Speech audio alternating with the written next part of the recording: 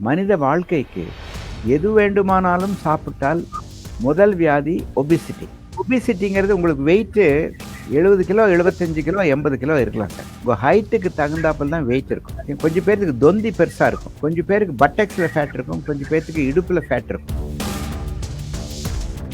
நாம் என்ன பண்றோம்? கண்ட நேரத்துல சாப்பிடுறோம். எதை பார்த்தாலும் சாப்பிடுறோம். காலையில் 8 மணிக்கு டிஃபன் சாப்பிட்டா 10 மணிக்கு ஸ்நாக்ஸ் சாப்பிட்றோம். கட்லெட் சாப்பிட்றோம். மைசூர் பாக் சாப்பிட்றோம். பூரி மசாலா சாப்பிட்றோம். அப்புறம் 1 மணிக்கு ஒரு புடி பிடிக்கிறோம். அப்புறம் 3 மணிக்கு ஸ்நாக்ஸ், போண்டா, வடை, சக்கரை, வாழைக்காய் பஜ்ஜி. அப்புறம் 9 மணிக்கு சாப்பிட்றோம். தூங்குறதுக்கு முன்னால் ஒரு டம்ளர் பால், டெசர்ட், ஐஸ்கிரீம், ஃபலூடா. உங்களுக்கு பசிக்குதாப்போ? அதிகமாக சாப்பிடாதீங்க. பசியனால இருந்து இறந்து போகிறவர்கள் குறைவு. அதிகமாக சாப்பிட்டு இறந்து போகிறவர்கள் எல்லா வியாதியும் வரும். தயவுசெய்து உங்கள் உடம்பு உங்களது. உங்கள் உடம்பை நல்லா கவனிச்சிட்டிங்கன்னா 100 வயசு இருக்கலாம். நீங்கள் உங்கள் உடம்பை நல்லா கவனிக்கலைன்னா நான் உங்கள் உடம்பை கவனிக்க வேண்டியது. ஏதோ வியாதியில் வருவீங்க, உங்கள் ஜோப்பில் பாக்கெட்டில் இருக்க பணமெல்லாம் என்னுடைய பாக்கெட்டுக்கு வந்துடும். பரவாயில்லையா? ஒபிசிட்டி வராமல் இருக்கணும்னா இந்த எக்ஸசைஸ் பண்ணக்கூடாது. ஒரு ஆரோக்கியமான வாழ்க்கை வாழ இன்னும் என்ன மாதிரியான விஷயங்களை எல்லாம் முன்னெடுக்கும்? ரூட் காஸ் அனாலிசிஸ் அப்படின்னு நாங்கள் பார்ப்போம். இந்த வியாதிக்கு என்ன காரணம்னு கண்டுபிடிக்கும். அந்த வியாதியில் 30% மென்டல் டிசீஸ். ஏன்பா டல்லாக இருக்கிற அப்படின்னா உடம்புல வியாதி இல்லை, மனசுல வியாதி. ஏன்னா அவன் காதல் பண்ணுறான். கல்லூரியில் போய் என்ன பண்ணுறான்? படிக்கிறதுக்கு பதிலாக காதல் பண்ணுறான். அந்த பண்ண என்ன பண்ணுறான்? வேற யாரையோ கல்யாணம் பண்ணிக்கிறான். இப்போ டிப்ரெஷன் வரும் இல்லை? ஒபிசிட்டினால என்னெல்லாம் பிரச்சனை வருது, அது வராம இருக்கிறதுக்கு எந்த மாதிரியான விஷயங்கள் எல்லாம் முன்னெடுக்க வேண்டியதா இருக்கு சார்? ஒபிசிட்டிங்கிறது உங்களுக்கு வெயிட்டு 70 கிலோ, 75 கிலோ, 80 கிலோ இருக்கலாம் சார். உங்க ஹைட்டுக்கு தகுந்தாப்புல தான் வெயிட் இருக்கும். வெயிட்டுங்கிறது bone weight, muscle weight, fat weight. கொஞ்சம் பேருக்கு தொந்தி பெருசா இருக்கும். மத்திய பிரதேசத்துல பெரிய ஒரு தொந்தி மாதிரி இருக்கும். பான்ஸ்ன்னு சொல்லுவோம், பாஞ்ச். கொஞ்சம் பேர்த்துக்கு உள்ள வயிற்றுக்குள்ள நிறைய ஃபேட் இருக்கும். கொஞ்சம் பேருக்கு பட்டெக்ஸில் ஃபேட் இருக்கும். கொஞ்சம் பேர்த்துக்கு இடுப்பில் ஃபேட் இருக்கும். இந்த பெல்ட் மாதிரி நிறைய ஃபேட்டுங்கிறது கடவுள் கொடுத்த ஒரு அற்புதமான ஒரு ஒரு என்ன சொல்கிறது, அந்த ஒட்டகத்துக்கு முதுகில் ஒரு இது இருக்குது பாருங்கள், அதில் தான் தண்ணியை சேமித்து வைக்குது. ஒட்டகம் 3 நாள் தண்ணி இல்லாமல் அந்த பாலைவனத்தில் நடக்கலாம். நாமளும் அதே மாதிரி ஒரு 5 நாள் 6 நாள் ஆகாரம் இல்லாமே நமக்கு சக்தியை கொடுக்கறது அந்த கொழுப்பு. நாம் என்ன பண்ணுறோம்? கண்ட நேரத்தில் சாப்பிட்றோம். எதை பார்த்தாலும் சாப்பிட்றோம். காலையில் 8 மணிக்கு டிஃபன் சாப்பிட்டா 10 மணிக்கு ஸ்நாக்ஸ் சாப்பிட்றோம். கட்லெட் சாப்பிட்றோம். மைசூர் பாக் சாப்பிட்றோம். பூரி மசாலா சாப்பிட்றோம். அப்புறம் 1 மணிக்கு ஒரு புடி பிடிக்கிறோம். அப்புறம் 3 மணிக்கு ஸ்நாக்ஸ், போண்டா, வடை, சக்கரை, வாழைக்காய் பஜ்ஜி. அப்புறம் 6 மணிக்கு சாப்பிட்றதுக்கு முன்னால் சூப். அப்புறம் 9 மணிக்கு சாப்பிட்றோம். தூங்குறதுக்கு முன்னால் ஒரு டம்ளர் பால், டெசர்ட், ஐஸ்கிரீம், ஃபலூடா. இன்னும் உங்களுக்கு பசிக்குதாப்போ? நமக்கு வேண்டியது சாப்பிட்றத விட வேண்டாதது சாப்பிட்றோம். கடை வீதியில் போய் அமெரிக்கன் டயட்டெல்லாம் சாப்பிட்றோம். KFCங்கிறாங்க, கென்டக்கி ஃப்ரைட் சிக்கன், என்னென்னமோ சொல்கிறாங்க. ஆனால் டேஸ்டியாக இருக்குது. யாரோ சொல்கிறாங்க தலைப்பாக்கட்டு பிரியாணி நல்லாயிருக்கும், ஆம்பூர் பிரியாணி நல்லாயிருக்கும், ஹைதராபாதி தம் பிரியாணி நல்லாயிருக்கும், வேணு பிரியாணி நல்லாயிருக்கும், ஜூனியர் குக் பண்ணால் அதோட நல்லா இருக்கும்னு சொல்கிறாங்க. நான் எந்த பிரியாணி சாப்பிட்றதில்ல. அதுக்காக இவங்களுக்கெல்லாம் அட்வர்டைஸ்மெண்ட் கொடுக்குறதாக நினைக்காதீங்க. இவங்கெல்லாம் தமிழகத்தை சேர்ந்தவங்க. நீங்கள் போய் கென்டக்கி ஃப்ரைட் சக்கரன் சாப்பிட்றத விட நம்ம ஊருக்காரங்க நல்லா கொஞ்சம் சந்தோஷமாக இருக்கட்டுமே.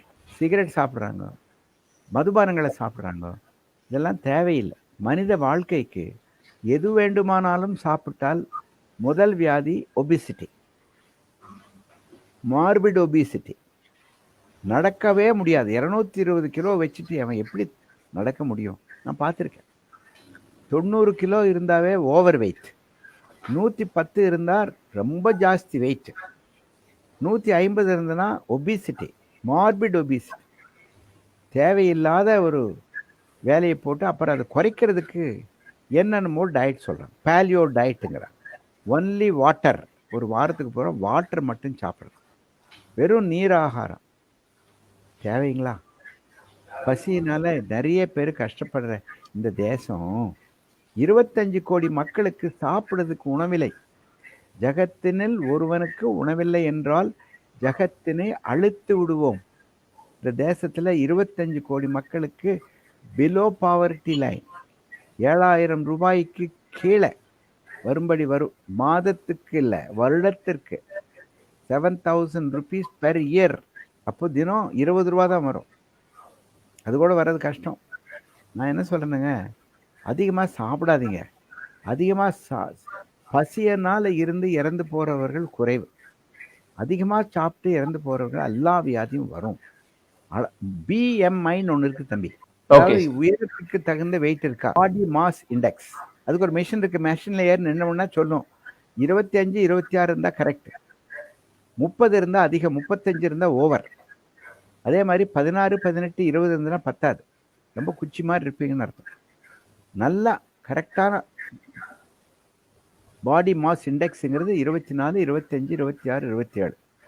அதுக்கு மேலே போச்சுன்னா கண்டிப்பாக நீங்கள் ஆகாரம் பற்றி வைக்கணும். 2 இட்லி சாப்பிடலாம், 3 இட்லி சாப்பிடலாம், 8 இட்லி சாப்பிடக்கூடாது. 2 சப்பாத்தி சாப்பிடலாம், 6 சப்பாத்தி சாப்பிட முடியாது. 1 பரோட்டா சாப்பிடலாம், 5 பரோட்டா சாப்பிட முடியாது. சாப்பிட்டு முடிஞ்ச பின்னாலையும் பசி இருக்கணும். அதாவது வயிறார சாப்பிடக்கூடாது. 3/4 வயிறு சாப்பிடலாம். ஒரு நாளைக்கு 3 வேளை சாப்பிடலாம், 6 வேளை சாப்பிட முடியாது. பசிச்சு தான் சாப்பிடணும். கல்யாணத்துக்கெல்லாம் போனால் 40 ஐட்டம் வச்சுருப்பாங்க, 4 ஐட்டம் தான் தொடரணும். 40 ஐட்டத்தில் உங்களுக்கு எது பிடிக்குமோ அந்த 4 எடுக்கணும். பிளேட்டில் எல்லா ஐட்டத்தை போட்டு சாப்பிடக்கூடாது. தயவுசெய்து உங்கள் உடம்பு உங்களது. உங்கள் உடம்பை நல்லா கவனிச்சிட்டிங்கன்னா 100 வயசு இருக்கலாம். நீங்கள் உங்கள் உடம்பை நல்லா கவனிக்கலைன்னா நான் உங்கள் உடம்பை கவனிக்க வேண்டியிருக்கும். ஏதோ வியாதியில் வருவீங்க, உங்கள் ஜோப்பில் பாக்கெட்டில் இருக்க பணமெல்லாம் என்னுடைய பாக்கெட்டுக்கு வந்துடும். பரவாயில்லையா? ஆதார் கார்டு, உங்கள் கிரெடிட் கார்டில் இருக்க பணமெல்லாம் என்னுடைய கிரெடிட் கார்டு டெபிட் கார்டுக்கு வந்துடும். உங்கள் உடம்பை நீங்கள் பார்த்துக்கோங்க. எப்படி வேண்டுமானாலும் வாழலாம்ங்கிறது வாழ்க்கை இல்லை. இப்படித்தான் வாழ வேண்டும். உடல் பயிற்சி செய்ய வேண்டும், அளவான ஆகாரம் சாப்பிடணும். ஹோட்டல்களுக்கெல்லாம் அவசியம் இருந்தால் போகலாம், இல்லைன்னா போக வேண்டிய அவசியமே கிடையாது. தினம் மதுபானத்தை சாப்பிடக்கூடாது. ஏதோ சோஷியல் ட்ரிங்கிங் சொல்கிறாங்களே, உப்பு அதிகமாக இருக்கிறத குறைக்கணும். உப்பு குறைச்சாவே உங்களுக்கு ப்ரெஷர் குறைஞ்சிரும். கொழுப்பை குறைச்சிங்கன்னா ஹார்ட் அட்டாக் வராது. அதான் சார், இப்போ ஒபிசிட்டினால வேற என்னெல்லாம் பிரச்சனை வர்றதுக்கு வாய்ப்பு இருக்கு சார்? வராம இருக்கிறதுக்கு எந்த மாதிரியான எக்ஸசைஸ் எல்லாம் எடுத்துக்கணும், யோகா பண்ணணும் அப்படின்றதெல்லாம் சொல்றாங்க. அதுக்கு இதுக்கெல்லாம் சம்பந்தம் இருக்கா? ஒபிசிட்டி வராமல் இருக்கணும்னா இந்த எக்ஸசைஸ் பண்ணக்கூடாது. அம்மா சாப்பாடு போட்டான்னா இப்படி சொல்லலாம், வேண்டாம் வேண்டாம் வேண்டாம் வேண்டாம் வேண்டாம் வேண்டாம் வேண்டாம் வேண்டாம் வேண்டாம். எக்ஸசைஸுங்கிறது அதுதான் சொன்ன பாருங்களேன். 3 கிலோமீட்டர் நடக்கணும், உடம்புல வேர்வை வரணும். வெயிட்டு எந்த காரணத்துக்கு கொண்டு 85 கிலோ 90க்கு மேலே போகக்கூடாது. நீங்கள் 6 அடி உயரம் இருந்தாலும் 90 தான் இருக்கணும். வெயிட்டை ஏற்றுறது ஒரு பக்கம், குறைக்கிறது ஒரு பக்கம். ஒபிசிட்டி வந்தால் முழங்கால் தேஞ்சு போகும், ஜாயிண்ட் தேஞ்சு போகும். ஒபிசிட்டி இருந்தால் பிளட் ப்ரெஷர் ஏறும், ஹார்ட் அட்டாக் வரும், பிரெயின் அட்டாக் வரும், பக்கவாதம் வரும், மாரடைப்பு வியாதி வந்து பைபாஸ் சர்ஜரி பண்ண வேண்டிய ஏற்படும். ஹார்ட் அட்டாக் வந்தால் கூட தொலைஞ்சு போகுது. பிரெயின் அட்டாக் வந்தால் ஒரு கை ஒரு கால் வராது, பேச்சு வராது. அதனால ஒபிசிட்டி வேண்டாம். டயட் ஃபாலோ பண்றாங்க இல்லையா சார், அதெல்லாம் சரியான வழிதானா? அதாவதுங்க அந்த என்னென்னமோ டயட் சொல்கிறாங்க பாருங்க.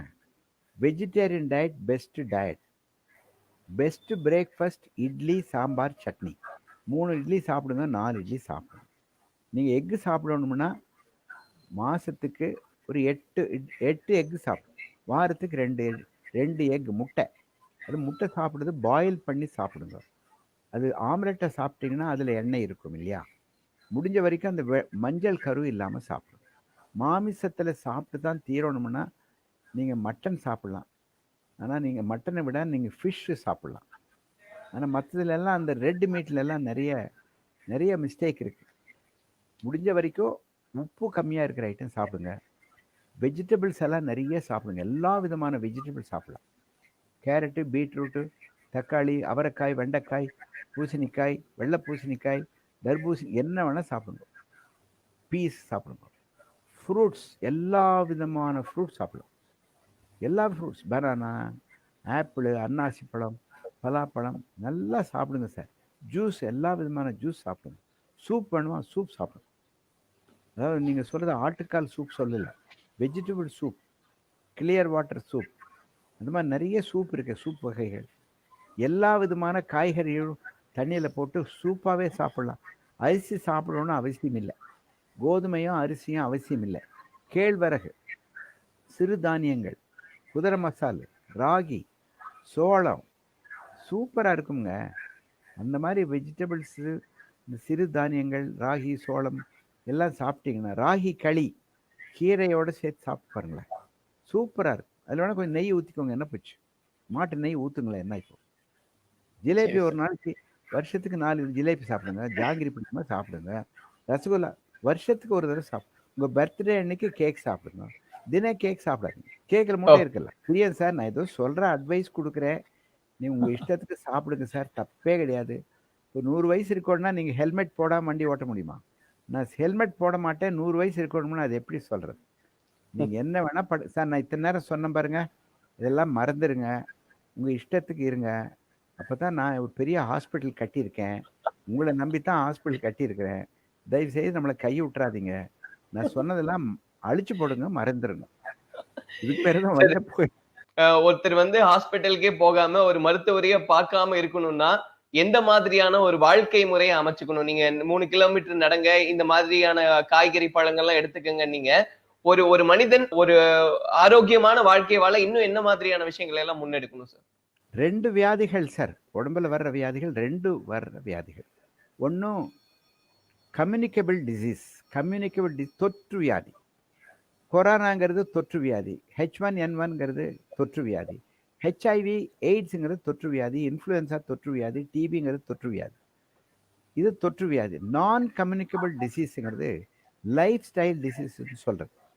சர்க்கரை வியாதி, பிளட் ப்ரெஷர் வியாதி, இந்த மாதிரி ஒபிசிட்டி சொன்னீங்களா, அந்த மாதிரி ஆஸ்துமா, இந்த மாதிரி வியாதியெல்லாம் பிறக்கும் போதே இதயத்தில் ஒரு கோளாறு, ஒரு ஓட்டை இருக்கிறது, வேல்வ் சரியில்லாமல் போகிறது, இதெல்லாம் நான் கம்யூனிகபிள் டிசீஸ். ஒட்டு வியாதி கிடையாது.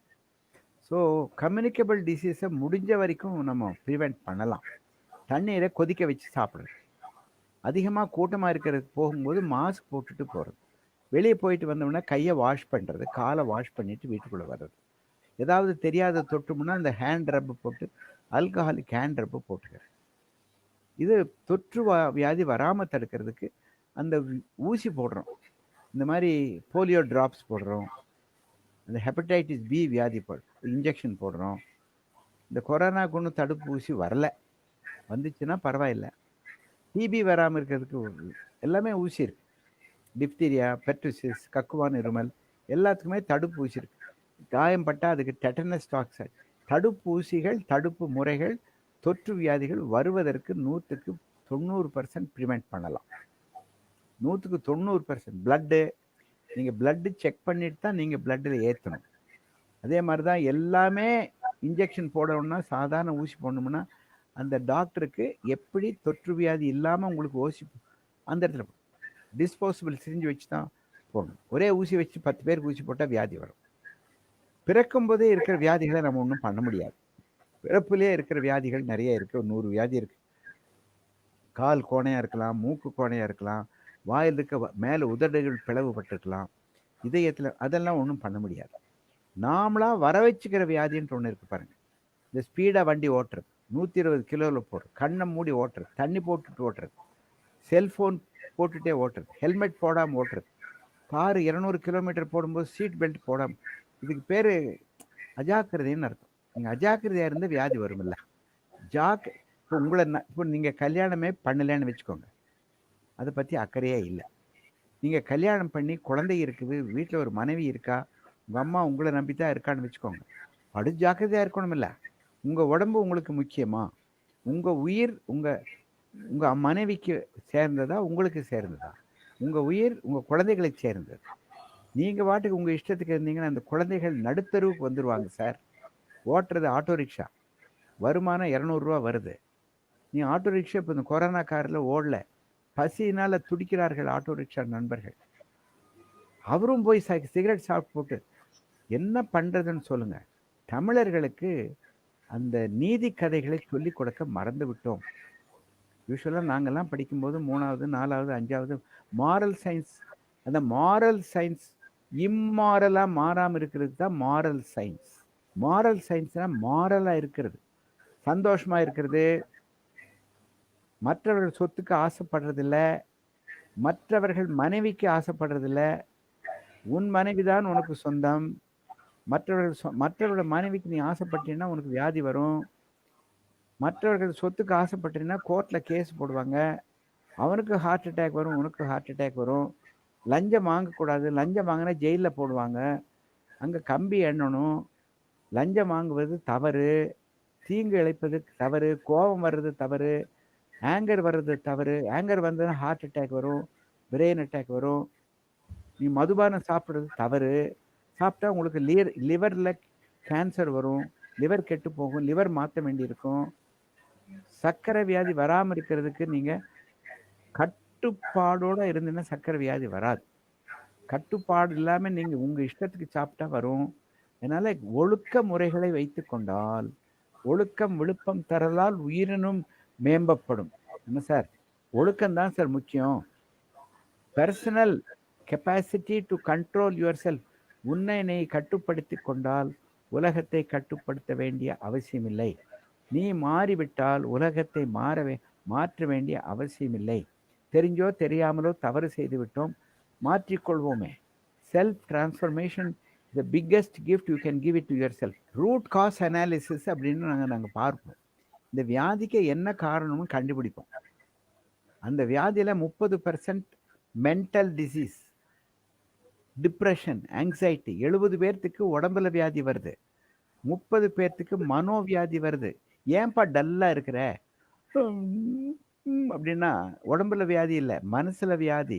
ஏன்னா அவன் காதல் பண்ணுறான். கல்லூரியில் போய் என்ன பண்ணுறான், படிக்கிறதுக்கு பதிலாக காதல் பண்ணுறான். அந்த பண்ண என்ன பண்ணுறா, வேற யாரையோ கல்யாணம் பண்ணிக்கிறான். இப்போ டிப்ரெஷன் வரும். இல்லை நடக்கிறது தானே சொல்கிறேன். கூகுளில் பார்த்தாவே கெட்டது கிடைக்குது சார்.